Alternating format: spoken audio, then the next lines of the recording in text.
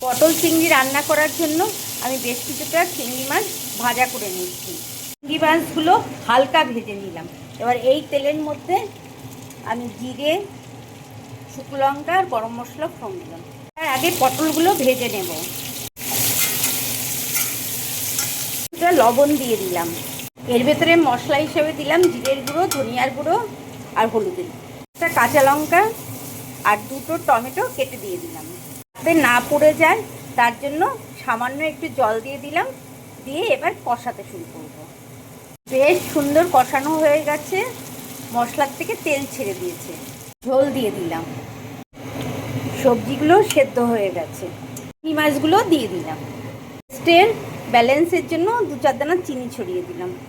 এবার উপর দিয়ে একটু গরম মশলার গুঁড়ো ছড়িয়ে দিলাম। সামান্য একটু ঘি দিয়ে দিলাম। এই হয়ে গেল আমার চিংড়ি মাছ দিয়ে আলু ভর্তা।